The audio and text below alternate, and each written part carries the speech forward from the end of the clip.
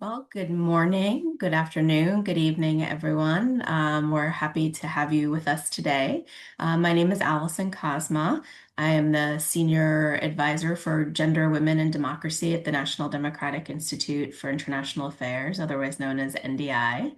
And we are pleased to be with you here today during the 16 days of activism against gender-based violence to discuss Common Principle 6, focusing, of course, on parliamentary support addressing the needs and potential of women and men equally in the structure, operation, methods, and work of Parliament.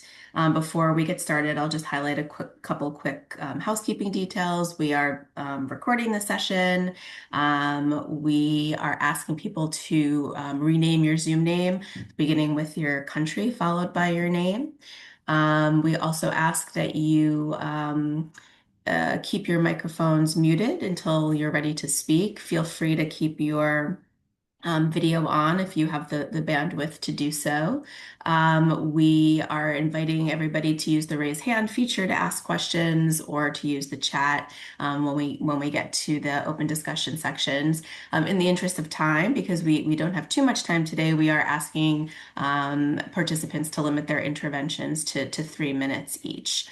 Finally, if you would like interpretation or captions, you can enable those at the using the show captions or the more icon at the bottom of your screen.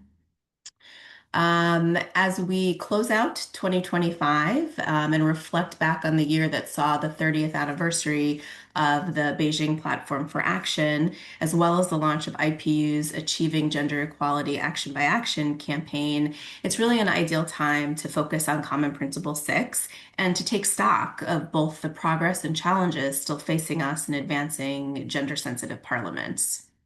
We know that parliaments are critical sites for addressing gender equality, and now, more than a decade since the adoption of the Common Principles, which are meant to be dynamic and actionable and not just exist on paper, we have an opportunity to examine how Common Principle 6 on integrating gender equality has been applied in parliaments, and how it's contributed to better parliamentary development. We also want to ask questions around what are some of the ongoing challenges and what innovative strategies can be effective in overcoming these barriers. How has the work around Common Principle 6 impacted both members of Parliament as well as parliamentary staff, and how it's affected how the institutions function and what it prioritizes. These are some of the questions that we'll be asking our distinguished panelists to address here today to help frame the conversation. Before introducing our panelists, however, I'll invite Ms. Corrine Jaber, Director of the Division of Programs at IPU, to provide some opening remarks. Corrine?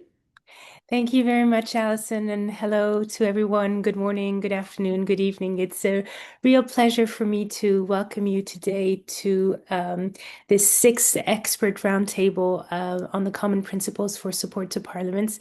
Thank you again for being here. We are joined by members of Parliament, parliamentary staff, and partner organizations who all of you support parliamentary development, and your presence here today highlights I would say, the vitality of this community and the shared importance we all place to strengthening Parliament and advancing on gender equality.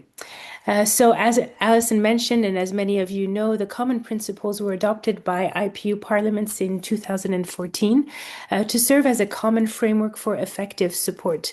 They set out 10 fundamental principles to guide support relationships, and today more than 82% of national parliaments have endorsed the principles alongside dozens of partner organizations. This level of uptake reflects not only broad agreement on the principles themselves, but a recognition that parliamentary development is strongest when guided by a shared, coherent approach.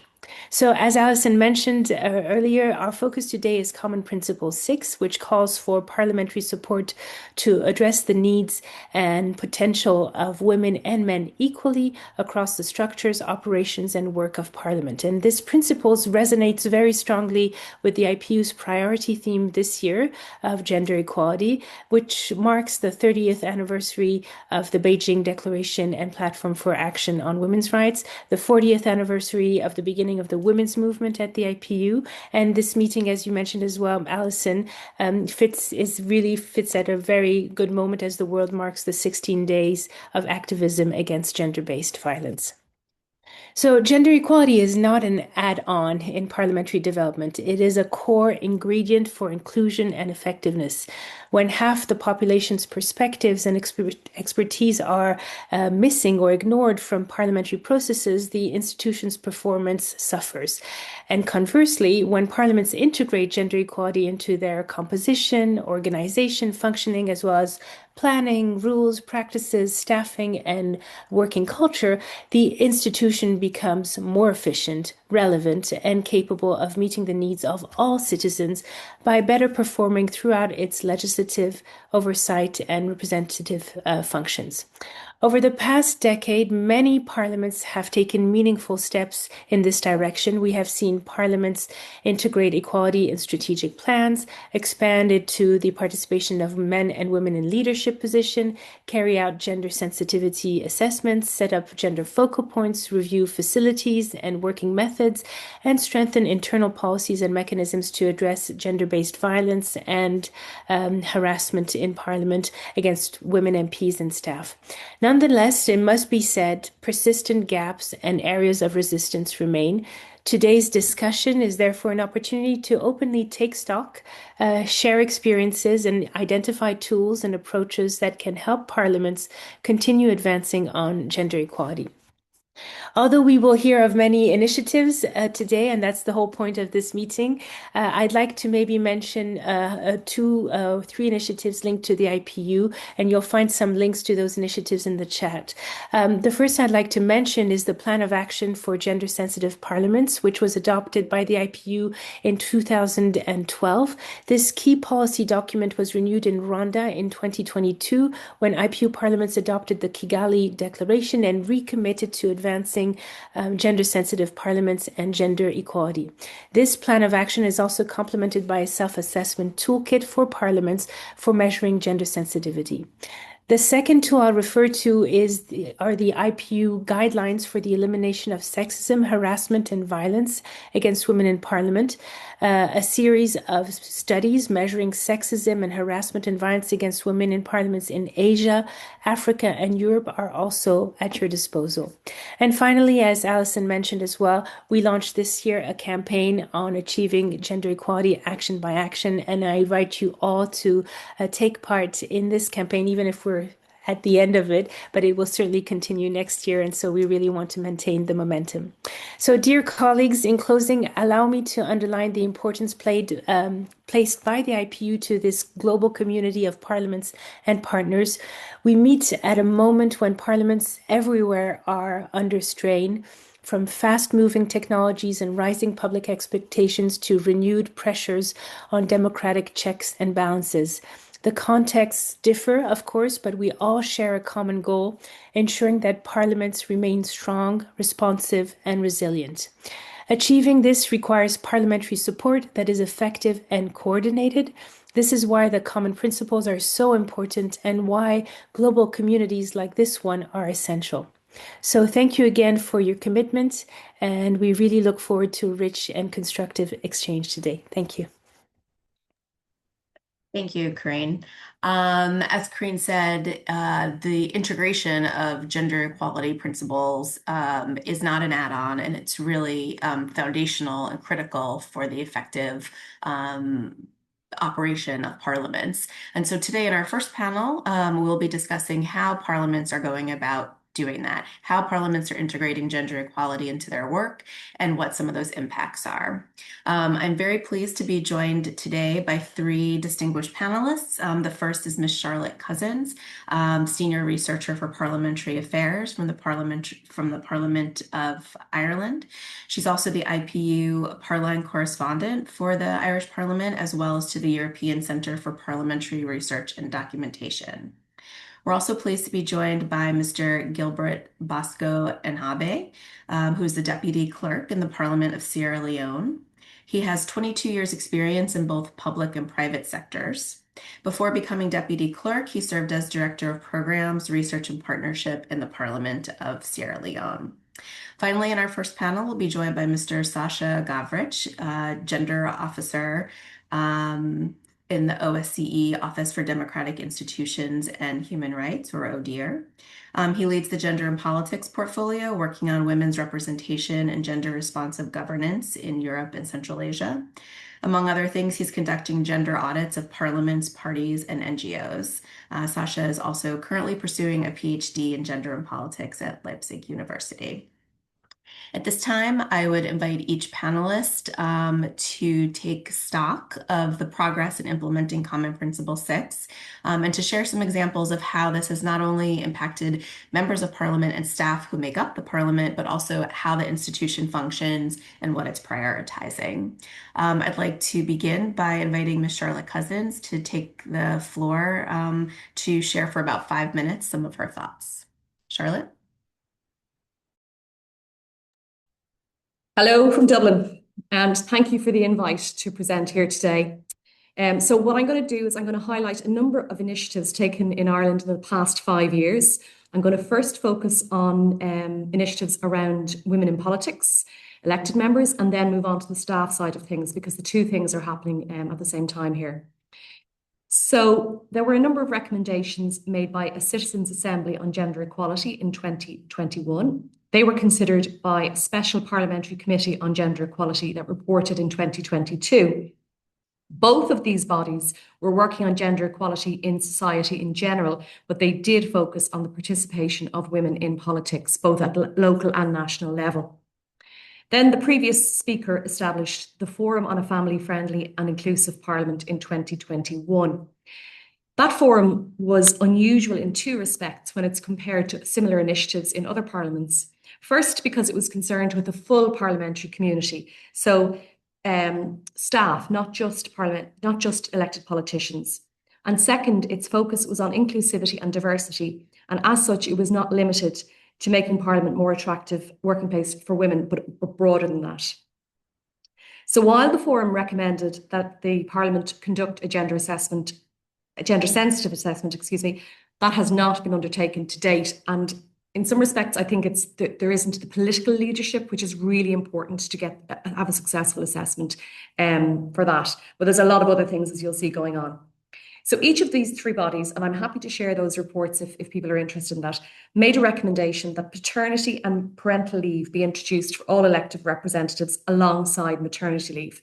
In fact, the forum found that after sitting hours, the lack of an equivalent to maternity, paternity, sick leave, and other protective leaves for members is the second greatest impediment to a family-friendly, inclusive, and gender-sensitive working environment for members.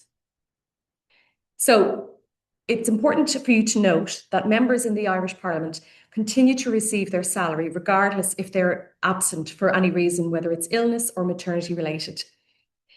And there's nobody to replace them if they do take any period of leave. And that's kind of central to the Irish electoral system, PRSTV, which is highly candidate focused.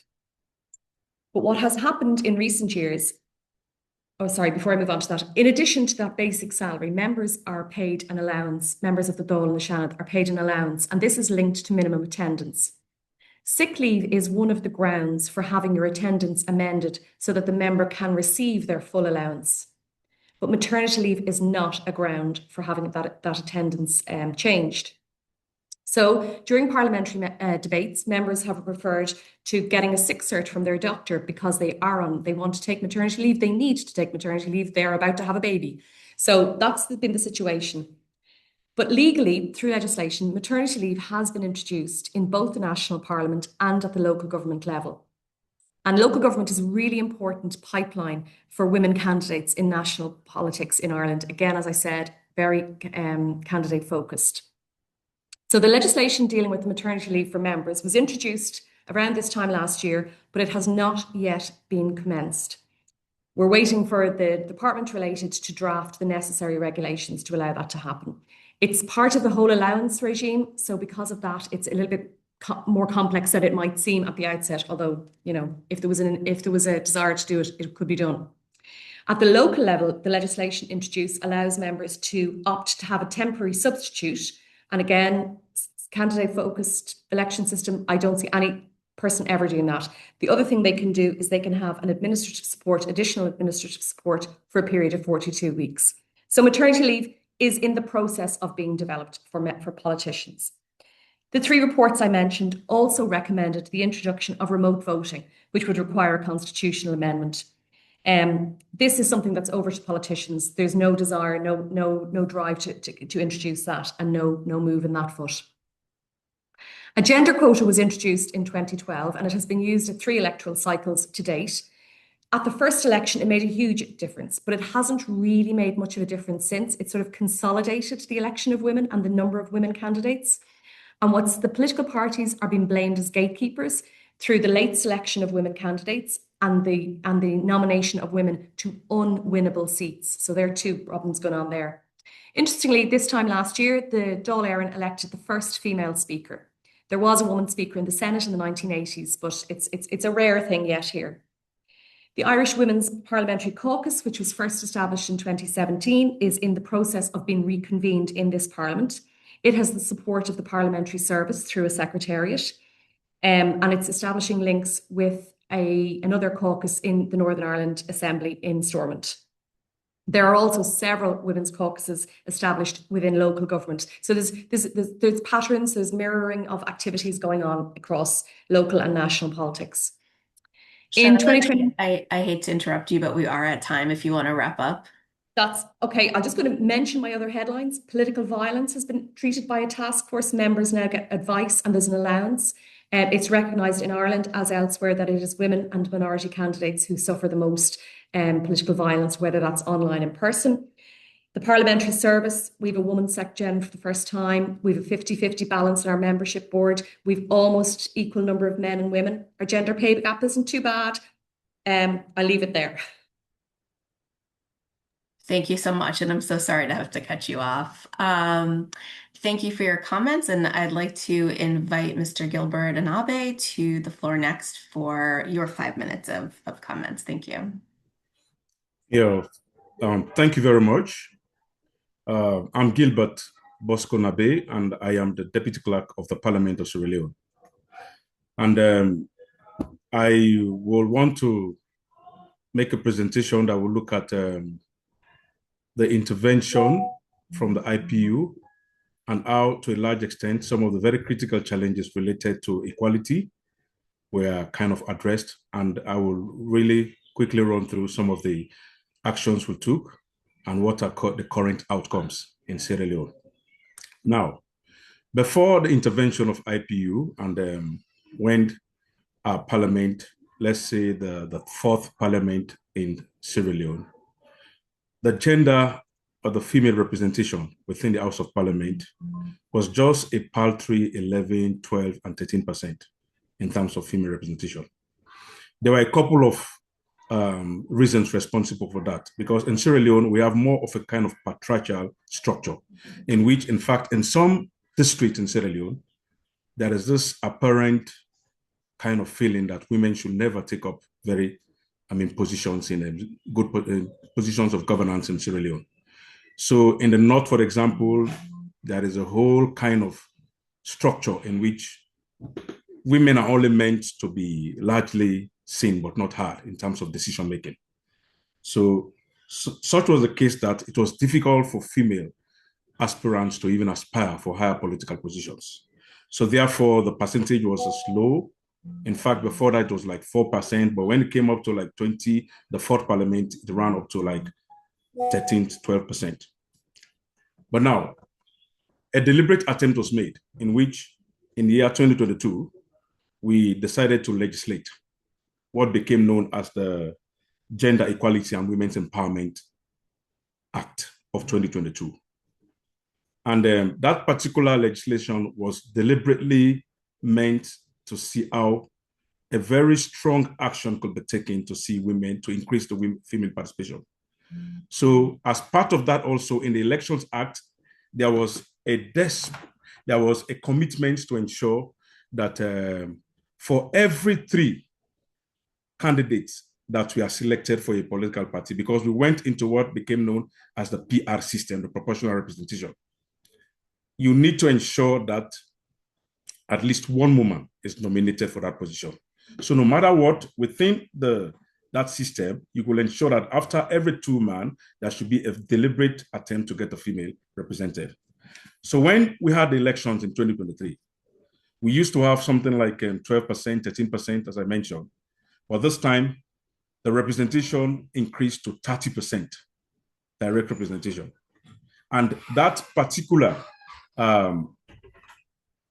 agenda, that which we did in terms of the actions, it made Sierra Leone to become second in the entire West Africa. And the average representation in West Africa was like 18%. We're only second to Senegal. But we are able to improve in such a way that we got to the second position in West Africa. And of course, our ranking also within the IPU ranking also increased significantly to a large extent. So we got the 30% that we wanted. In fact, also within the government circles, we now had more female ministers in the BO-led government after the 2023 elections as a result of the legislations that were passed forward. Now, when we come to the staffers in parliament, it will interest you to know that before the intervention of IPU, we had just 1% of female representation within the higher management level of the parliamentary administration. And we decided to come up with a deliberate attempt to see how we could increase that. So therefore, I was part of those that led the process of setting up what we refer to as emerging female leaders within parliament. So we are able to take them through training, we are able to organize them, confident building sessions, and eventually, when promotions were made the following year, we were able to recommend some female staffers that eventually emerged as directors and deputy directors. So from a paltry 1%, as a result of that deliberate effort, we now have close to like, let's say 15 to 20% of parliamentary staffers in the higher echelon of parliamentary administration that are female. And so that have worked really very well for us as a result of that engagement. During the course of the 2023 elections, there are some particular districts in which the men were saying they will never give up their seats for female candidates. So we deliberately energized the base of the he for she movement amongst the MPs. And because of the emergence of that engagement, IP also supported the consultations we did with political parties. We are letting them know that this is about us working side by side so that we can ensure that we improve the gains that we've already made. So it will interest you to note that there were some... I'm sorry to interrupt, but you're at time if you want to wrap up in the next few seconds. Yeah. Thank you. Yes, yeah. So as a result of that, we're able to get male representatives that even decided to give up their seats just so that they will encourage female candidates to emerge. So in conclusion, the Parliament of Sierra Leone have experienced an increment in the representation of females within Parliament. The staffing population have also increased in terms of the gender representation. And what is very clear is that we have a Parliament that is now seen as a reference point. We've had people from Nigeria and Ghana coming to Sierra Leone to learn. And then eventually, in fact, recently, the president of FOPAC, that is an organization of female parliamentarians in ECOWAS, elected for the first time a Sierra Leonean, Honorable Veronica Kadesise, and she's currently leading that trend. So in conclusion, I want to believe that as a result of our engagement with IPU, Sierra Leone has been able to make significant gains in terms of gender equality, and we're very proud of that. Thank you. Thank you so much. We will now move on to Sasha. Please go ahead. Thank you, Alison. I will share just a few slides.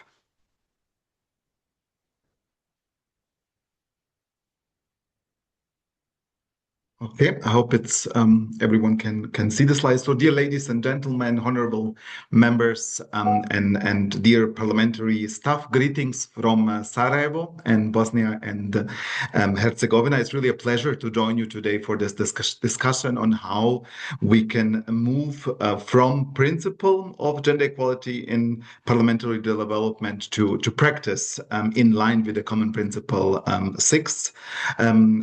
the OSCE Office for Democratic Institutions and Human Rights builds really its work on the IPU standards and aims at translating those standards through concrete support in the OSCE region, specifically in North America, Europe, and Central Asia. ODIHR is privileged to be mandated by the OSCE states to support democratic institutions and to support them in becoming inclusive and rights-based. In the parliamentary sphere, we have developed a coherent toolbox, I would say. We have in 22 released a guide that collects best practice from 46 OSCE states. The guide is called Realizing Gender Equality in Parliament, and in it looks how parliaments are aiming to mainstream gender in the representative, legislative, and oversight roles.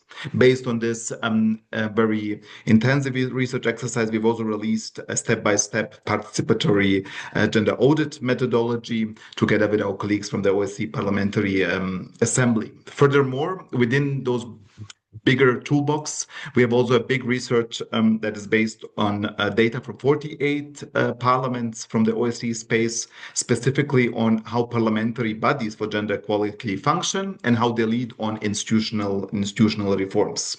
And this year, following this revitalization globally of the global discussions around women's political participation, we have also released our gender parity roadmap, a 7-step guide to parliaments and governments on how they can move from discussing gender parity to really achieving gender parity. Now, allow me to give you just very few concrete examples.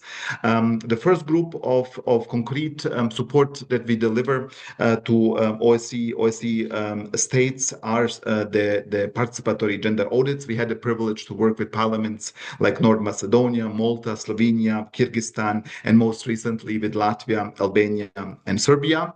For example, we have also worked with the Kyrgyz parliament, where we were supporting the first gender audit in a Central Asian country, where we not only were able to support the parliament in conducting the audit, but also in developing its first gender action plan under the Council for Gender Equality, Women and Children.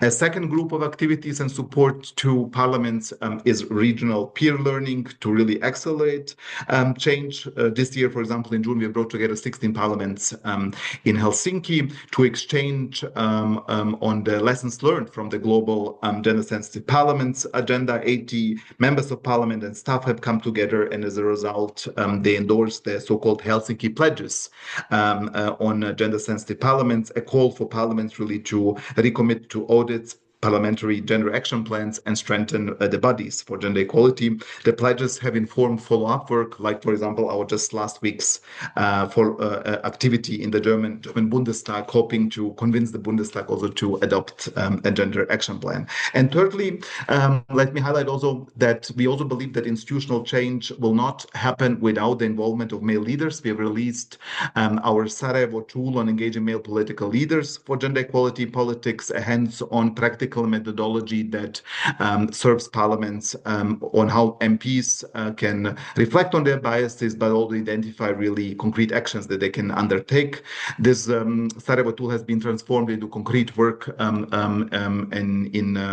the OSCE states. For example, we have engaged with MPs and political actors in Montenegro this month. Of course, we also see that the roadblocks and barriers are still out there. Gender equality sometimes very politicized. It's being framed as partisan.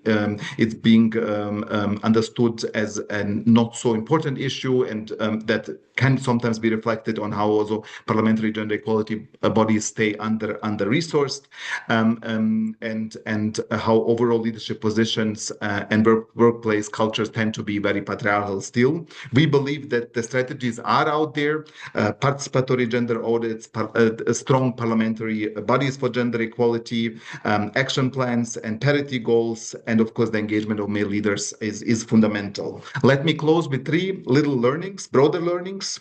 We have seen, for example, by engaging around issues on gender impact assessments, that broader discussions around regulatory impact assessments have been kicked off, allowing in that way not to cover only the issue of gender equality, but also to impact broader impact on other social groups, but also to look into the impact of legislation when it comes to economy or environment. We have also seen that women MP caucuses in parliaments can be really a driving force for overall trust building and reduction of polarization, as we have seen, for example, in the case of North Macedonia, where the women MPs have been and their caucus have been really important after the incidents in 2017 that happened in the parliament. And the third learning that we have seen is also that institutional transformations that are related, for example, to gender audits and gender action plan can sometimes also support the broader need for strategic planning in parliaments, there should not be a strategic approach on how we transform parliaments when it comes to gender equality, but also overall how to build parliaments for the 21st century. ODIHR looks forward working together with OSCE states and their parliaments, but also with the colleagues of the IPU in the future, so that we can really support parliaments to that they really make gender equality part of the daily business. Thank you a lot, and I stay at your disposal in case of any questions. Thank you very much to all of our panelists for your really fascinating comments. I think one of the things that's most interesting to me is hearing how the common principle has been used to help support parliamentary work that is really looking at interventions that are focused simultaneously at the individual level, at the institutional level, as well as at the sociocultural level, which is really critical to effective interventions. I'd like to turn it now to a discussion and open conversation. Participants are invited to either drop comments in the chat box or to use the raise hand feature and come off mute to ask your question. We do ask, in the interest of time, that folks try to limit your interventions to about 3 minutes. You're also welcome to provide any comments, questions, responses to the panelists. I will go ahead, and the first hand I see up is Mr. Khalid El Ahmadi. Please go ahead. بسم الله الرحمن الرحيم.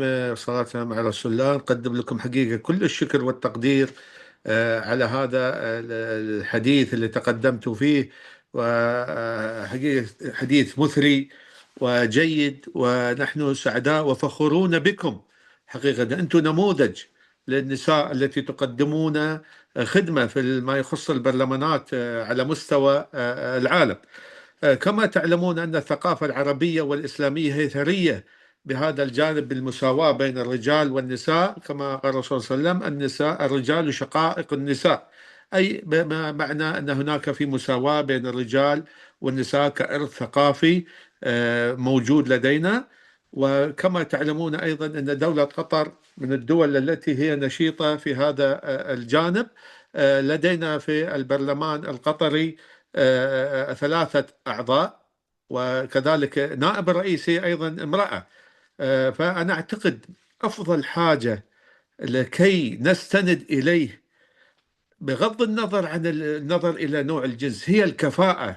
الكفاءة هي التي تثبت وضع المرأة في المكان المناسب أو الرجل في المكان المناسب. هي المعيار، هي معيار الكفاءة بغض النظر عن الجنس. وكما تعلمون أيضا في دولة قطر كثير من النساء فعلا كفاءات نفتخر بها في جميع الجوانب، في الجامعات وفي الأمم المتحدة وإلى آخره. كثيرا من النساء لدينا، عندنا وزراء أيضا نساء يعملون في هذا الجانب. فإذا احنا يعني لا نجد هناك أي صعوبة. أريد أن أوضح لكم، بالفترة حضرت ندوة عملتها جمعية حقوق الإنسان ومع جمعية حقوق المحامين، حضرنا فيها، هي مع حقوق الإنسان، عنوانها اليوم العالمي للقضاء على العنف ضد المرأة. فحضرنا هناك كثير من المحاضرين والقانونيين وأشكال كثيرة، وبينوا الأمور كثيرة فيما يخص أنواع العنف التي تواجه المرأة وكيف تصدي لهذه العنف، من بينها العنف المؤسسي كما ذكروا بعض الإخوان ما يخص الجانب اللي هو الجانب العمل.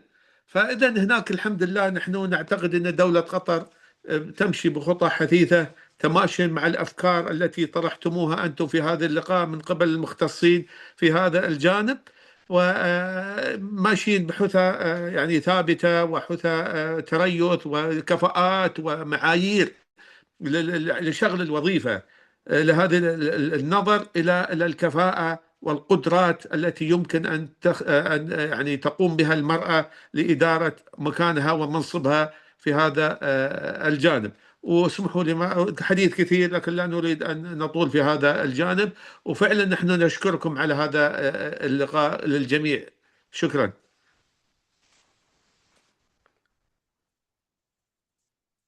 Thank you very much for your intervention. Other questions, comments, responses from participants?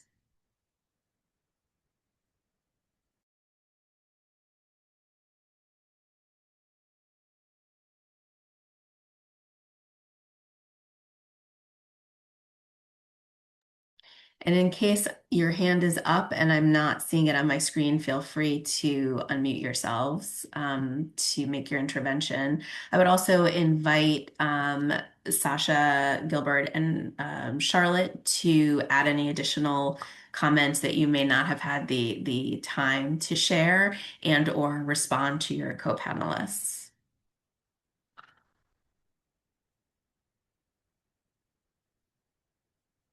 Well, from my side, only a congratulations to the colleagues in Ireland. We have been following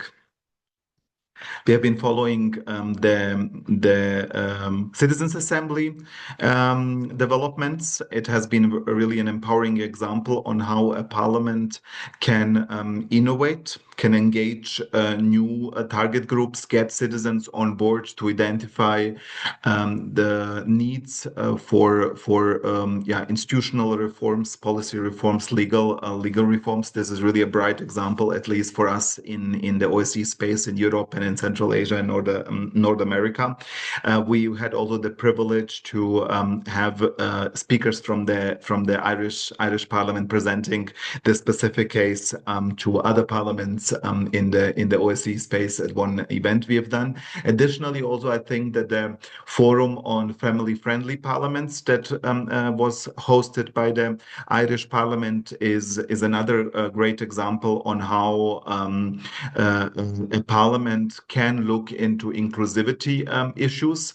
The IPU methodology on self-assessments when it comes to gender equality and the OSCE ODIHR participatory gender audit are in both cases, of course, focusing on the issue of gender equality, but that in its core has, of course, a family-friendly component. In times of different developments when it comes to the understanding of gender equality, I would even dare to say of mobilizations against gender equality that we see globally, maybe where it is hard to build a consensus in the parliament around a gender audit, maybe a family-friendly audit approach on how the parliament is really reacting to work-life balance issues, violence against women in parliament, and similarly is also a wonderful way to go ahead. So congratulations one more time to Ireland. And one last sentence, also congratulations, as I see here, colleagues from the Slovenian and Parliament of North Macedonia. Congratulations also to these two parliaments. We are very proud of these two parliaments because they are one of the rare parliaments that in the OSCE space have not just done gender audits, but have also developed gender action plans. North Macedonia has now its third action plan on gender equality in its parliament. A fantastic example how a parliament through different convocations can lead this transformation process, not just when it comes to numbers, but also mainstreaming gender equality in legislative function and in oversight. And in a similar similar way also colleagues from Slovenia have adopted a gender action plan just a few weeks ago. So yeah, a big congratulations from my side, and I hope that we can move together really this principle of gender equality in parliamentary development to practice in every parliament globally. Thank you, colleagues. Thank Yeah, you, Sasha. Gil, I'd like to turn it over to Ingrid and then Yusuke. Hi, hello. Thank you so much for organizing this this very important session. I'm Ingrid Walker. I'm the program manager for the Inter-Paris program at International IDEA. We work primarily by building peer-to-peer partnerships between EU member state parliaments and partner parliaments in emerging democracies. And of course, supporting parliaments to become more gender sensitive is a really key area of our work. We published in 2024 the Beyond Numbers Handbook, and a lot of the expert input we have had into the publication are actually here with us today. And the handbook really gathers both factual data on women's representation from 43 countries, but also self-reported survey responses from 24 parliamentary chambers and expert contributions and interviews. It really aimed to gather stories of change, and what I'm trying to get at really is some of the key findings there. So in our work, we work a lot, of course, on gender-sensitive lawmaking and oversight. And some of the key areas that emerged there is the importance of really understanding that every issue is a gender issue, and also that the work of gender lawmaking and oversight, it shouldn't really be sort of limited to the specialized bodies as well, who often find that they maybe don't have the same resources or capacity. So it's important really to also have a whole of parliament approach to be consistent, and also to work with critical actors. And this really emerged also from the presentations here today. But beyond that, what we've also seen in our work is that a lot of the times the work we've done around gender sensitive lawmaking and oversight was indeed with the women parliamentarians. And really the pressure shouldn't really be just on women parliamentarians. It should be that to achieve gender equality. So it should be, again, involving male leaders as well and male parliamentarians, as also Sasha mentioned. And maybe just a question, a second point on audits. And Sasha talked about this and the examples that you worked on. So maybe this is also a question, sort of how can we ensure and work with parliaments effectively in ensuring the link between, of course, the gender assessment and audit, which is extremely important, but then translating that into formal commitments and then into actual change, sort of bridging the three and ensuring that all of the three components happen and that the parliament takes the ownership, the leadership in the exercise, even when working with external partners. So that's just a note from my side. Thank you so much. Thank you very much. So we're going to close the floor to any additional hands. Right now, we'll have some more time at the end of the session to comment.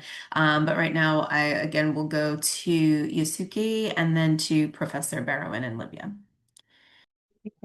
Yeah, thank you very much. My name is Yusuke Shimizu. I'm from the World Bank. I'm based out of Washington, D.C., and I lead our parliamentary engagements. And what like to just make a brief intervention on one comment and one question. The comment is that the World Bank is highly interested in working on the issue of women's empowerment because it's not only its social interest, but also of its economic impact.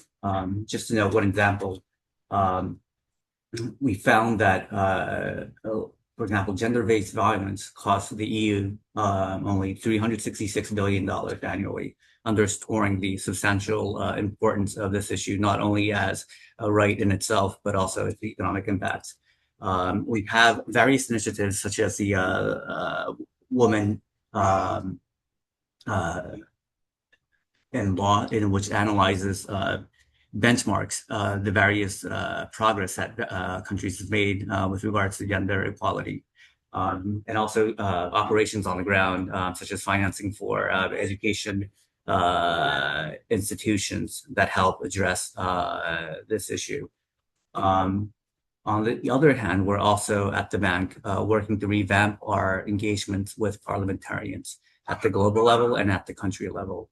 And so my question to the participants would be to seek your views on what are some of the most pressing needs from the part of parliamentarians for Parliament with regards to capacity building or other development or economic needs in which entities like the World Bank or other development institutions can help. Thank you for that question. I'm going to ask the panelists to respond to that question in the chat box and have Professor Rasmi Barrowan make a very brief intervention now.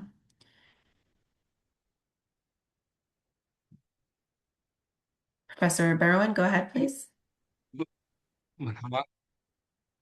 مرحبا بكم جميعا. أسعد الله مساءكم وصباحكم أينما كنتم.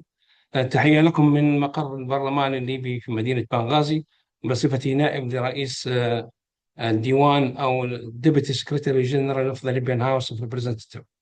نريد أن نتحدث عن تجربتنا في ليبيا فيما يخص المساواة بين الجنسين. طبعا نحن عندنا في ليبيا عندنا نظام الكوتا بالإضافة إلى أن النظام المفتوح، يعني هناك كوتا للمرأة في ليبيا وفي نفس الوقت من حقها أن تنتخب على النظام المفتوح، يعني لها فرصتين.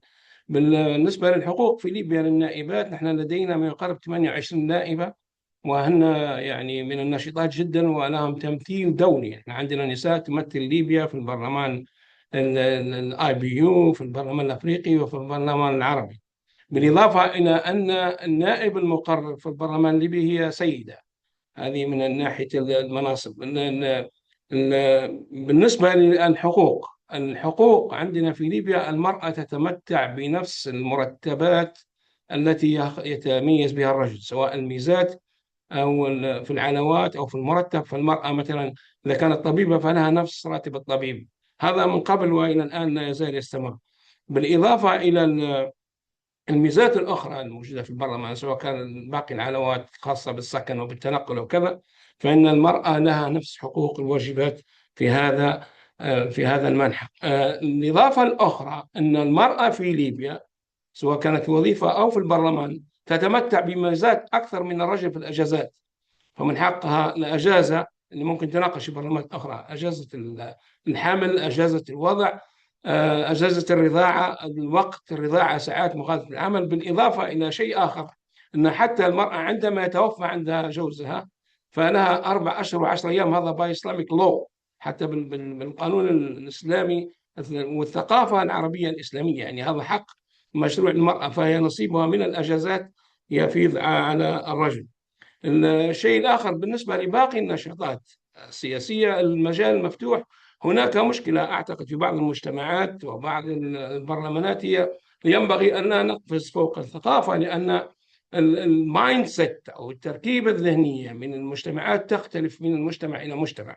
يعني ممكن طريقتنا نحن في ليبيا قد تختلف شيئا ما عن مصر مثلا، لكن ليست في المسلمات اللي هي مثلا تخص المعتقد. ما قلته ما يتعلق بالاشياء اللي تخص المعتقد الاسلامي فهذه حقوق يكفل للشرع للمراه، لكن فيما يخص الثقافات هذه تختلف. وبالتالي هناك لا زالت هناك بعض، حتى اذكر في قصه كانت في بريطانيا ان احد الصحفيات انها وصلت منصب كبير ولكنها لا تتقاضى نفس الاجر الذي يتقاضاه الرجل. فهذه كثير من الاشياء اللي نحن الان في ليبيا ماشيينها. شيء اخر بالنسبه للمراه في البرلمان الليبي او في مجلس النواب الليبي، من حقها في اي مهمه تخرج فيها في مهمه عمل ان تصطحب احد شخص معها، يعني يقود جوزها او اخوها، يعني من حقها يكون معها مرافق في اي مهمه. وهذا ليس مسموح به للرجال، لكن المراه في اي مهمه تكلف فهي من حقها ان يكون برفقتها مصطحب في هذه غالبا ما يكون من الأقارب، وهذا اختياري، من حق النائبات أن تذهب وحدها يعني مش لا نمنع أنها تذهب وحدها. الخيار متروك للنائبة من حقها. هذه الميزة ليست موجودة عند النواب. الشيء الآخر بالنسبة لباقي الأشياء، يعني سواء كانت المناشط على المستوى الثقافي أو الأكاديمي وكذا، في نفس الوقت في خلال العمل في البرلمان فلديهم الفرصة كاملة في كافة المشاركات، نحافظ على مستوانا الأكاديمي وكذا. فلدينا يعني في ليبيا أعتقد بالنسبة لهذه المشكلة، يعني أعتقد أنها بالنسبة للنساء يعني هناك فرص كثيرة قد لا تكون موجودة في بعض المجتمعات الأخرى. وهذا زي ما قلنا ينبغي أن نقفز على الثقافات، يعني احترام الثقافات مع إمكانية إنه إذا كان في أدابشن من بعض الثقافات لهذه الأشياء اللي ممكن تغييرها للأفضل، فهذا ينظر فيها حسب ثقافة المجتمع. وشكرا على الاستضافة، ولكم الشكر الجزيل جميعا. شكرا. Thank you very much. We're going to take one last very brief 2 minute intervention from Benite Di Battista and then move on to our next panel. Please go ahead, Mr. Di Battista. Thank you very much. My name is Benite Di Battista, Gender Lead at the CPA, so that's the Commonwealth Parliamentary Association, where we have a mandate, of course, to support parliamentary democracy across Commonwealth parliaments. So far the discussions have been very, very great and very interesting, specifically those mentioned and some of the roadblocks and challenges, specifically culture, which is mentioned by the previous speaker. And I know that the colleague from Ireland had mentioned again, I guess, one being, I guess, buy-in within, I guess, institutions as well. Specifically, I know you mentioned about the gender audit and the issue, I guess, going ahead in Ireland for that going on is, of course, having the internal buy-in. And on that note, I guess that leads to the work that we do at the CPA, specifically on audits. A lot of that was discussed by Sasha from OECD, who we've collaborated with, but we also offer that to our membership. We do gender audits, which is a offer that we give to our parliaments to, again, assist them in gender reforms within their parliaments. And the audits that we've done have led to gender reform within committees. I know there was conversations about the number of women in parliaments, but of course, when we look at numbers, sometimes we forget, I guess, the point of having meaningful participation and meaningful representation in parliament. So reforms that have led to a specific, let's say, percentage or quota of women within committees, looking at the importance of gathering data as well, specifically in the work of committees, ensuring that witnesses also include, let's say, gender balance and the perspectives of women. But also we also produce quite a lot of work and toolkits to support parliaments who are interested in further exploring other avenues, some of which relates to some of the roadblocks, specifically about how to get more women involved in parliaments. So we recently published a report in partnership with the King's College Global Institute for Women on gender quotas, which again looks globally on best practices and what some countries have done to implement quotas, but it also offers recommendations to assist parliaments or those interested in implementing quotas on how they can do that, and the art of negotiation and buy-in and lobbying and working with, I guess, institutions and other NGOs outside of parliaments. And I think a final thing to just mention again is the importance of partnerships as well, understanding that parliaments as well can draw onto organizations such as ourselves, the OEC and the IPU. And we're currently in partnership with the IPU and Parliamericas in doing another joint study on violence against women in Parliament, which speaks to, of course, the online abuse and harassment. And of course, as part of that partnership and the great work that the IPU does on that is to highlight the experiences of women and parliamentary staff, but to also offer recommendations so that parliaments are able to see again what's going on within specific regions, but also their neighbouring parliaments, so they can institute, be it mechanisms or internal measures on how that can how they can address that to further strengthen the work that they do. Happy to share some more information in the chat, but thank you for the opportunity. Thank you so much for that. And thank you everybody for your comments and interventions. I'm sorry we had to cut it short, but please do continue to drop any comments or examples you'd like to share in the chat. And I invite our panelists from the first session to continue to respond in the chat. I am pleased now to lead us into our second session. This panel will focus on gender-based violence and safety in the workplace. We're pleased to be joined by two outstanding panelists today. The first is Ms. Analu Nachora, who's the Deputy Secretary General and Chief Counsel of the Legal Affairs Department and co-chairperson of the Gender and Development Focal Point System in the House of Representatives in the Philippines. Ms. Nachor has been with the House of Representatives for 27 years. She rose from the ranks and was appointed Chief Counsel in 2018. She's been part of the Gender and Development Focal Point System since it was reconstituted in the House of Representatives in 2018. We're also happy to be joined by Ms. Berenice Pauls, chairperson of the South African Parliamentary Women and Gender Rights Forum. Ms. Pauls is the founding chairperson of the Parliamentary Women and Gender Rights Forum and has held this position since August 2021 and was reelected for a second term in December of 2024. She is a researcher by training and has been employed by the Parliament of South Africa since 2003. I'd now like to turn it over to Analu and ask you to take about 5 minutes to comment on how parliaments and their administrations are advancing on equality in the workplace and on innovations to further future advancement, as well as to share experiences of parliamentary responses to sexism, harassment, and violence against women, members of parliament, as well as staff. Ms. Nachora, please go ahead. Hi. Hi, good evening, everyone, and thank you for this opportunity. May I be allowed to share my screen? Let me just...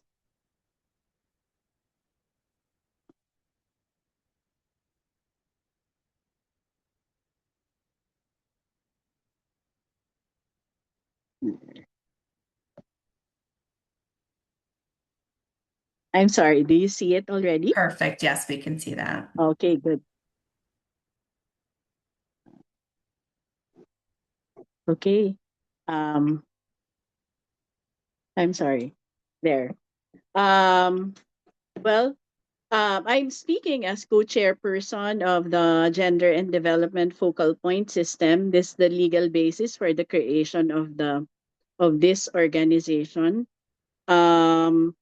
I'll be sharing with you our strategies and what we have been doing to combat violence against women and sexual harassment in the workplace. First is we recognize the close coordination with our members as members of the, of course, legislative branch. We recognize that we need the support of our members, especially for our programs and activities, to ensure this by closely working with our Committee on Women and Gender Equality. Recently, we organized, together with our Philippine Commission on Women, the launch of the Women's Priority Legislative Agenda for this Congress. It includes proposed bills to amend discriminatory laws and pass legislation that promotes women's rights and empowerment.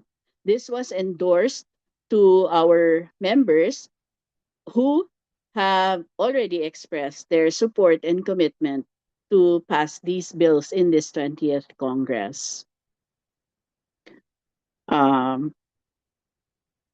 We also have, we used our public spaces.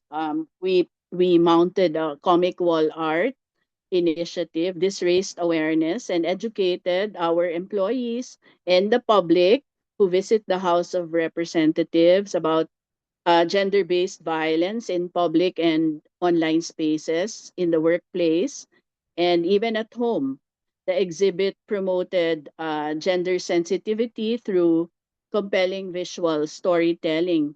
We also distributed at that time and periodically publicity materials, comic books, easy to read materials illustrating instances of discrimination and sexual harassment in the workplace, and encouraging women to speak up and report these violations.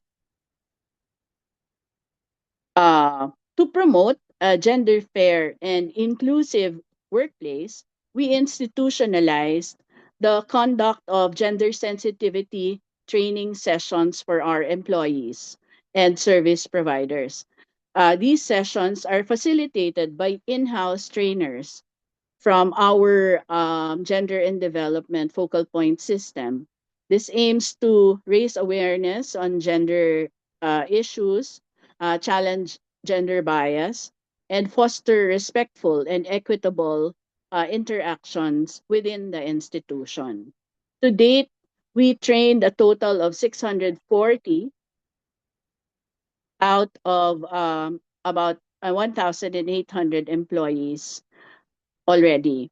Um, these sessions enhanced awareness and understanding of gender and development concepts, enabling participants to be more responsive to gender specific needs and issues in the workplace.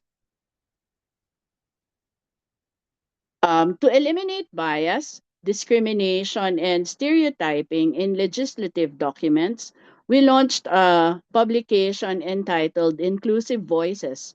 This aims to promote and standardize the use of gender fair language in our documents and in our conversations. This was also complemented with the conduct of gender fair language trainings, allowing participants to gain a deeper um, understanding of the principles and importance of gender fair language, as well as practical strategies for applying it in communication. Through these trainings in gender sensitivity and gender fair language, we ensure that employees, staffers of the house do more than recognize gender inequalities and biases. They're guided to actively change behaviors and practices.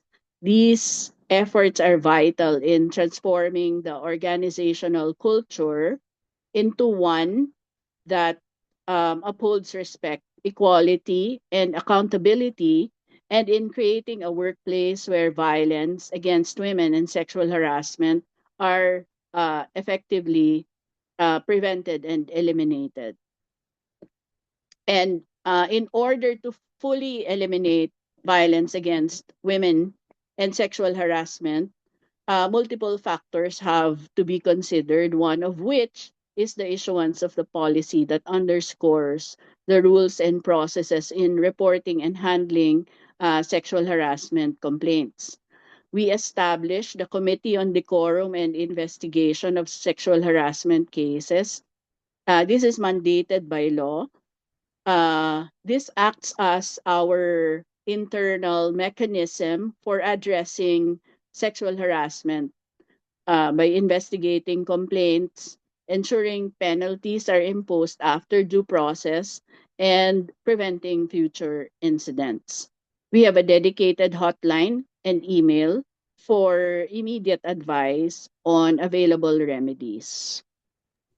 Thank you. I'm going to ask you to wrap Finally, up, please. we understand the value of actively engaging men in activities and programs addressing violence against women. We advocated the organization of Move HREP, the Men Opposed to Violence Against Women Everywhere. It's an organization composed of male employees committed to promoting gender equality and preventing violence against women. Recently, our move conducted an activity focused on positive masculinity, fostering conversations on healthy gender norms, respectful relationships, and the crucial role that men play in creating a safer and more inclusive workplace. Um, so those are just a few. Thank you very much again for this opportunity to share with you our experience in the House of Representatives of the Philippines. Thank you so much. I'm pleased to now turn it over to Ms. Berenice Pauls. Please go ahead. Thank you. I am just going to share my presentation.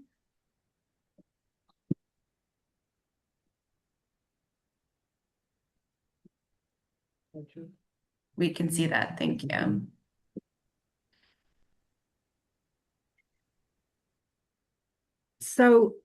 Just a context about South Africa. Some of you may know that we have one of the highest GBV rates globally. We're also a country that has relatively progressive legislation around gender equality. And South African Parliament historically, since 1994, with our democratic dispensation, has historically had significant numbers of women represented in Parliament.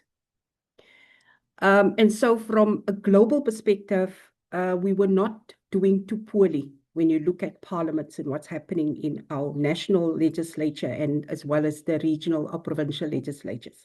However, we found, those of us who are employed by Parliament, found that our policies and our frameworks in our country did not make provision for those of us who are in the administrative arm of our Parliament.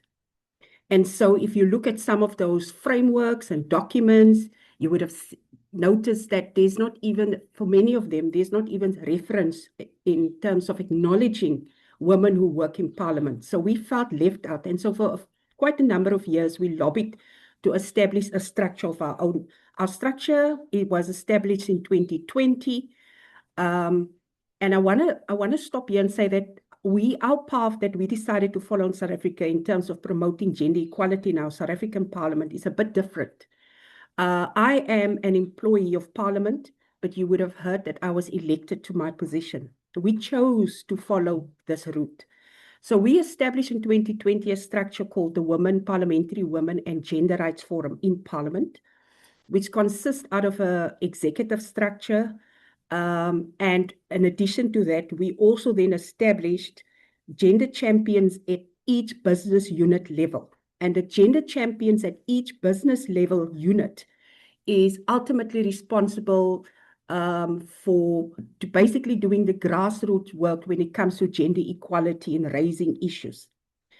So when we decided also to establish the structure for women and gender diverse employees, and I just want to emphasize that initially we were setting up a structure for women. That was the call from women employees.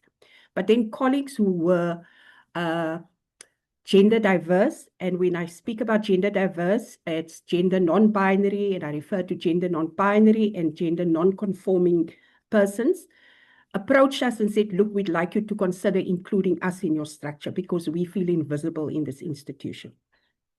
And so we broadened the scope. So our structure, membership is the only persons, employees of Parliament eligible for membership are women and gender diverse employees. We have a constitution, which we unfortunately have not finalized. It's still our interim constitution. And we decided on this. Our constitution sets out our principles of our forum, how we function, how we operate, what our objectives are.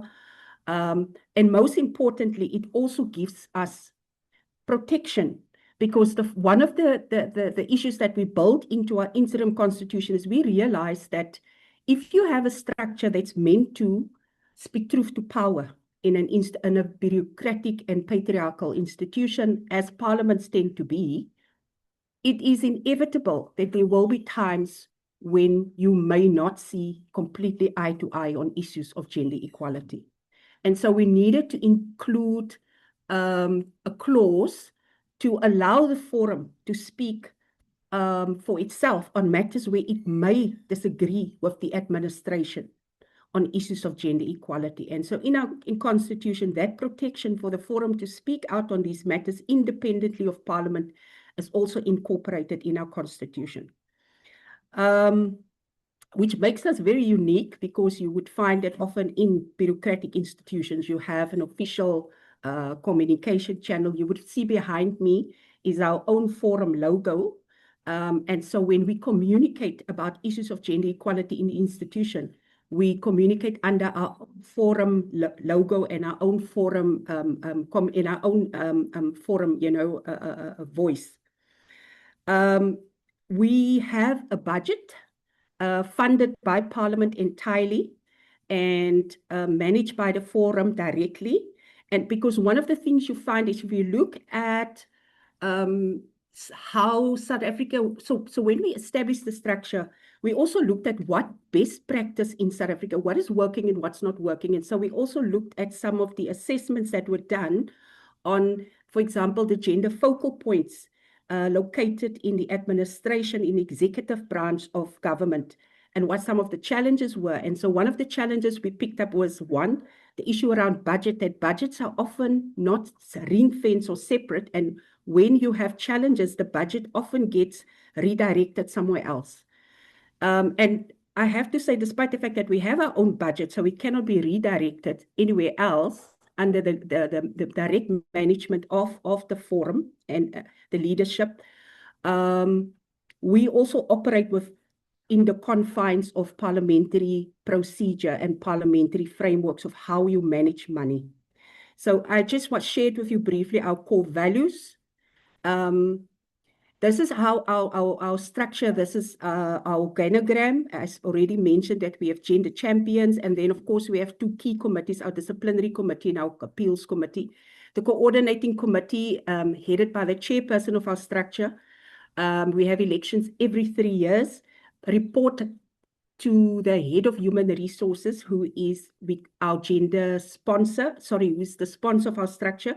The forum also on a regular basis directly meet with the accounting officer on matters that concern its mandate in the institution. This is just an outline of what are some of the gender barriers that we experience in our parliament. I'll go through it briefly. We'll make the presentation available.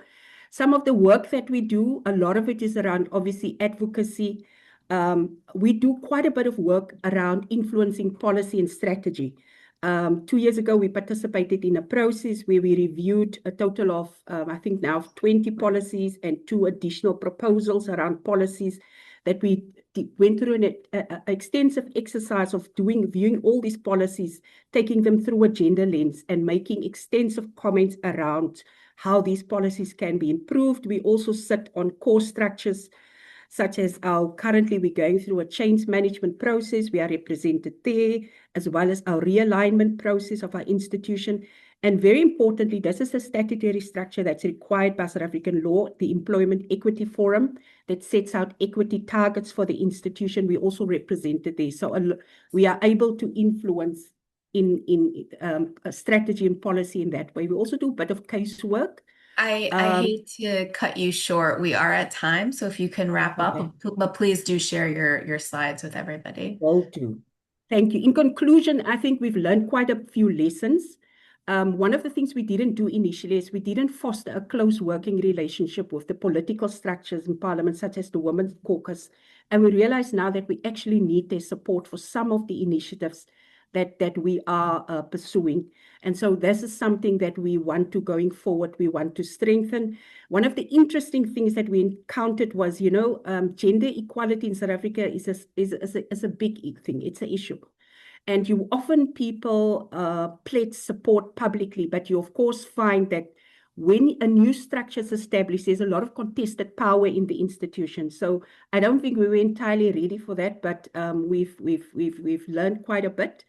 And so, yeah, those are some of the key lessons that we learned and challenges, including formal recognition and our performance management system. At the moment, the work that we do as a forum is not formally recognized in our performance management system. In conclusion, just to give you a sense of how we value accountability, these are some of the accountability mechanisms that we establish as a forum to ensure that we're always accountable. And I'll also give you some idea of what works well. I just want to finally recognize that we enjoy the full support of our accounting officer and our sponsor, which is our Chief People's Officer, which obviously has opened quite a few doors for the forum in the institution in order to be represented on key structures within the institution and thereby influencing policy and strategy. Thank you so much for the opportunity. Thank you to both of our panelists. We could talk about this for days, and hopefully we'll have further opportunities to do so. At this time, I would like to open up the floor to questions, comments, responses, other interventions, questions for the panelists. I also invite the panelists to add any additional points they might like. I will start off by calling on Sandisa Oliphant and then move over to Khalid El Ahmadi. Sandisa, please go ahead. Thank you so much. I'm sharing the laptop with Bernice. I just wanted to say, we just want to say thank you for this opportunity as a forum. We're really privileged to be part of this global platform as the Global South. But I just wanted to highlight that our experience as a forum has worked actually in reverse. Whilst you talk about moving from principle to practice, our experience has been different. We've moved from practice to practice, from practice to principle. I first want to highlight that we just lived the challenges first. The feeling of being treated as a homogeneous group, the weight of being in a male-dominated culture. It was only through feminist theory that we learned to name our experiences, and we find that we could have language for our experiences.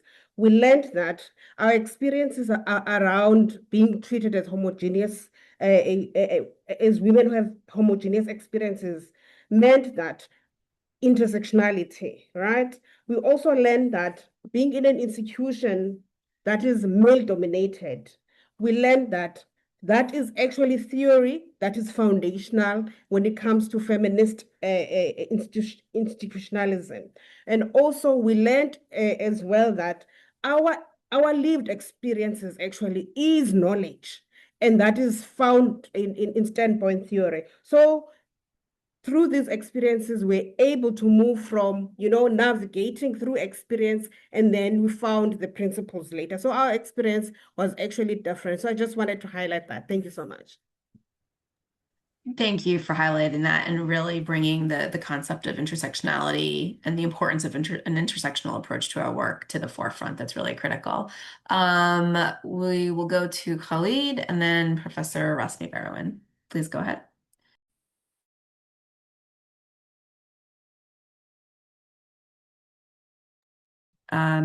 Mr. Alamadi, please go ahead. Oh, you're muted.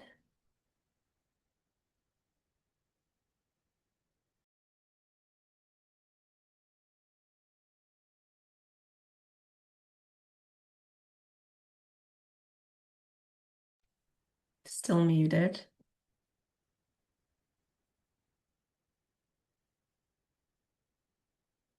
Okay, while you work on your, oh, there you go. أيوة Yes. تسمعوني؟ Yeah, you're good. نعم.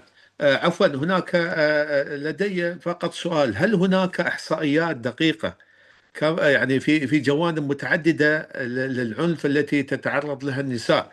هناك العنف الجسدي والعنف النفسي والعنف الاجتماعي والعنف الاقتصادي والعنف الرقمي أو الإلكتروني والعنف الجنسي والعنف الأسري والعنف المؤسسي. كل هذه أنواع العنف. أما فيما ذكرت الأخت من الفلبين اللي تعرض تحرش في أماكن العمل وفي البرلمانات، هل هناك إحصائيات دقيقة حول هذا الموضوع لعمل دراسة حول الموضوع على كمية ما تتعرض له النساء في مكان العمل، لكي نضع قوانين تحمي النساء والعاملات والموظفات العاملات في أماكن عملهن؟ طبعا احنا نذكر ايضا ان نائب رئيس مجلس الشورى القطري هي ايضا تشارك في البرلمانات النسائيه، مؤتمر جنيف الى اخره، ولدينا موظفات يعني كل احترام وكل تقدير لهن. فما مثل ما ذكر بعض الاخوه، هناك الثقافات قد تكون مختلفه الى اخره، ولكن الاحصائيات جدا مهمه لعمل الدراسات ووضع تشريعات للحد من هذه الظواهر. هل وصلت المشكله الى ظاهره أم لا؟ أسئلة كثيرة، وشكرا للإطالة. شكرا لإعطاء الفرصة. شكرا. Thank you. I would turn to Analu and Berenice to see if you'd like to respond to the question.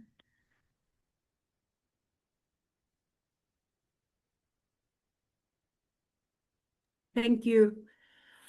We have not, I mean, there are various, thank you for the question. There's obviously quite a bit of data available about GBV in South Africa. And we, of course, we do know that a lot of the statistics are underreported. So it's not an exact science. And we all understand what the different socio-cultural and economic reasons are for not reporting. But we have not done a definitive study in Parliament of South Africa or the legislative sector. What we have relied on up to now has been, and it's been very useful to us, were the different studies that were conducted by the IPU, in particular, the study that was conducted in African parliaments, I think in 2020, 2021, that was released. And so that study sets out the different types of violence that are experienced by parliamentary employees or by members, women members of parliament, whether it's economic, whether it's physical, whether it's verbal, which is useful. So just something very interesting. In August this year, we in South Africa commemorated our National Women's Month in South Africa. And we had an event that we co-hosted with our Commission for Gender Equality, which is responsible, mandated to promote gender equality in our country in South Africa. And we did a quick study using Menti of the participants who were present at the webinar that we held on gender-based violence.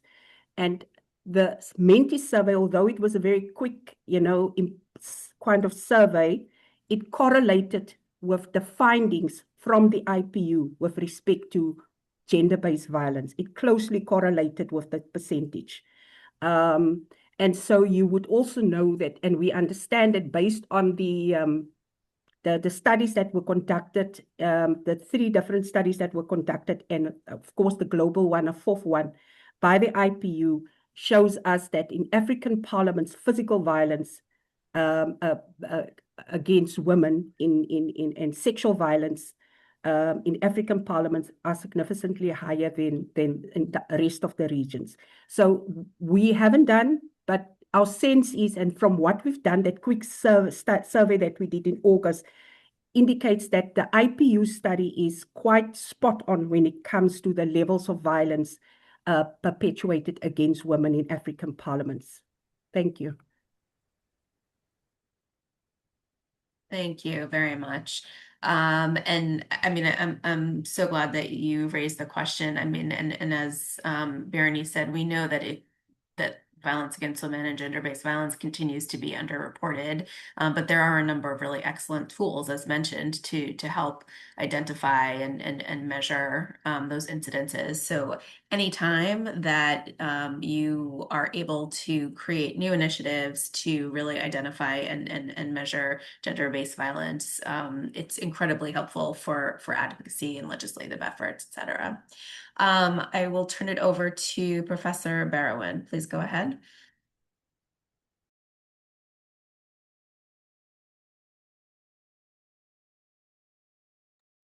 شكرا مرة أخرى.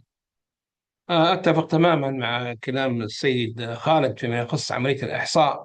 يعني الإحصاءات فعلا هي تقربنا من الحقائق. يعني ينبغي، هو أنه نحن في بعض الدول عندنا مثل في دولنا الأشياء هذه يجرمها القانون وتحميها الثقافة الاجتماعية. يعني لا أعتقد أن واحد يجرم في دولنا نحن أنه يقدر يتحرش بسيدة وكذا خلال فترة العمل، سواء من ناحية القانون أو من ناحية الحماية التي يقدمها المجتمع من ناحية تركيبة اجتماعية كما ذكرنا. هناك بعض الأشياء الحادثة الآن جديدة ممكن تعرض لبعض اللي هي الحالات اللي هو يسموه العنف الرقمي. يعني من خلال هذه ممكن الأشياء اللي بدأت تبرز، ونحن طبعا الآن ويسنسد يعني نحاول أن نشوف الأشياء دي، لكن نقدر نقول من النادر اليسير، يعني نادر جدا، لكن برضو نتابع ما يحدث حتى في البرلمانات الأخرى وفي الإدارات الأخرى، أن العنف الرقمي هذا قد يكون شيء بحيث أنه هو غالبيته يمارس سرا أو في الخفاء. لكن بالنسبة للعنف الظاهر والتحرش الظاهر أو السكشوال هاراسمنت أسفين describe it. هذا نحن إلى الآن على الأقل من خبرتي والفترة اللي مضيناها هذه كلها إلى الآن يعتبر شبه almost nil zero، حتى في الوظائف الحكومية الأخرى. يعني في حاجة قد يجرمها القانون ولا يحميها المجتمع، لكن نحن يجرمها القانون والثقافة الاجتماعية تحميها. الإحصاءات هذه أنا من مؤيدي أن يكون هناك دائما لكل حادث أو كل طفرة أو كل فينومينا تطلع أن يكون في لها إحصاء ورصد إحصائي على الأقل لنعرف أين نحن من المسافات الصحيحة في أداء العمل السليم. ومرة أخرى شكرا لكم جزيلا. وناقش البرلمان الليبي مع هذا، يناقش البرلمان الليبي قضايا العنف ضد المرأة، وإلى الآن الحمد لله يعني ثانك إن ما سجلتش عندنا إلى الآن، نقدر نقول وأنا ضامن لهذا الكلام لم تسجل عندنا حالات أو أي حالة إلى الآن. بالإضافة أؤكد حتى في المهن الأخرى وفي الوظائف الأخرى كما قلت، وأؤكد أنه يجرمها القانون ويحميها المجتمع. وشكرا جزيلا.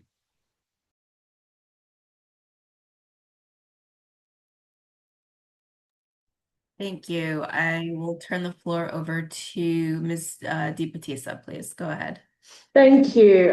Thank you so much for the contributions. It's all been very interesting. But I had a question, and I wonder if, again, maybe the panelists or other attendees from their experience could probably share. And this is a question from the perspective of a small jurisdiction when we refer to internal mechanisms. So very much in the work that we do at the CPA, when we have conversations with our members about, how you can address, let's say, bullying and harassment or gender-based violence in parliaments, very much some of the case studies or experiences we draw from are from larger parliaments. But when we look at smaller parliaments who may have challenges in terms of staffing, but also resources, I guess the question is, how can you ensure that there is an internal mechanism, but you also have, limitations in terms of budgeting or resources? So what can those smaller jurisdictions do? But also, if there are any examples within specific regions, let's say if there's a parliament that may not necessarily have that, do they have regional bodies or independent institutions that they could rely on to ensure that complaints are heard of? And again, within that small jurisdiction context, it could be the case that if you're in a small parliament, the person that's offended you could be your colleague or your fellow staff member. So how does that work, and any recommendations or best practices that could be, again, when we are talking about gender audits, and these are recommendations that we would give, but how that can be contextualized to work within those small jurisdictions? Thank you. That's a really great question. Would any of the panelists like to respond, or anyone from the floor? I'd like to respond to that. It's based on our experience. I think the most effective way is to, in general, people would be really afraid to speak up.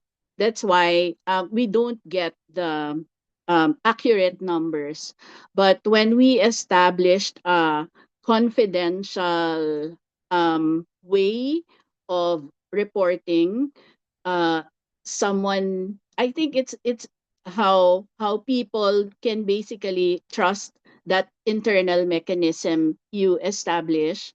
They will be less scared. So when we did that that hotline and that email, we got more reports. We had more complaints. People, well, my colleagues were saying, maybe that really encourage sexual harassment, or did that encourage reporting? Because but there were increased cases because there was a venue for people to complain. So I think it's the confidence of the people in that internal mechanism that's a big thing. The support of the leadership, also of the House of Representatives, for these initiatives is also contributory to the how this is working well. The establishment of our internal mechanism is legislated. It's mandated by law.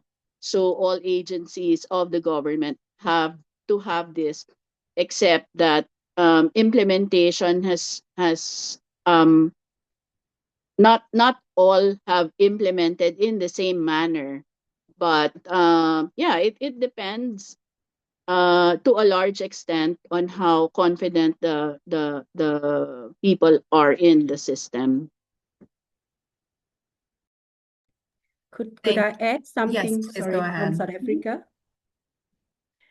So I just wanted to add, yes, I think that having confidence in the system is important. And I think that's one of the key barriers of why people are not reporting.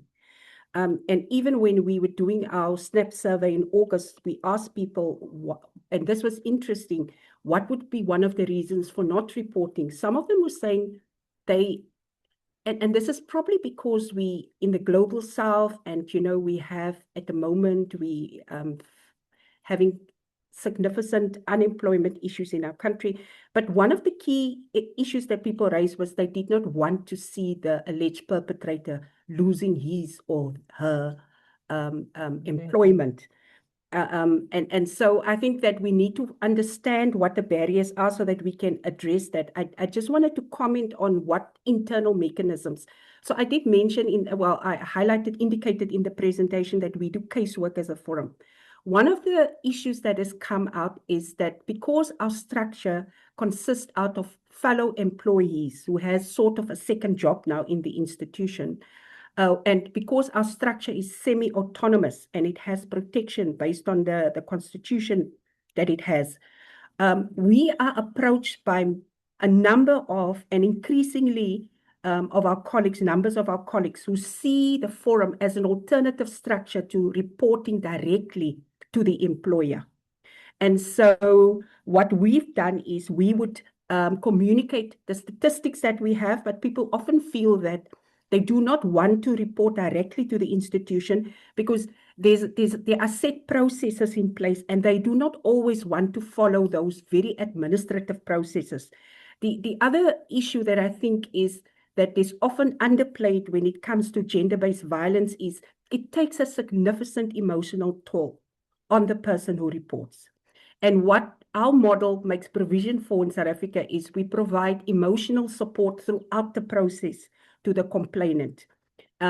Because very often when the complainant reports directly to the institution, you'll have the person reports, and of course there's, people take sides in these matters and they often feel emotionally vulnerable and alone. But what we do is, and what we've done is, we actually attend these disciplinary proceedings as observers to provide emotional support to the complainant as well. And we walk them through the entire process. We support them from the minute that they report, all the processes that they participate, and assisting them with communication. And I think for us, and we've seen that increasingly, instead of directly approaching the employer, the institution, colleagues are opting to approach our structure. And I think the emotional support that you give and that you're there from the beginning till the end of the process and afterwards is part of the reason why there is increasingly reliance on the forum to support people when they do report. Thank you. Thank you all for your comments and your participation. Unfortunately, we are a bit over time now, and so we'll need to wrap the session up. The conversation that we started today, of course, does not end in this roundtable. The conversation remains ongoing, and we invite everybody to stay in touch with IPU, sharing examples of lessons learned, promising practices, draft legislative frameworks, impacts, etc. IPU will be sending along a link to the recording as well as a short report with some of the key takeaways from today's convening. And we look forward to continuing the conversation and collaborating on our work together, working to ensure gender equality within parliaments. So we thank you all for joining us today and enjoy the rest of your days, everyone. Take care.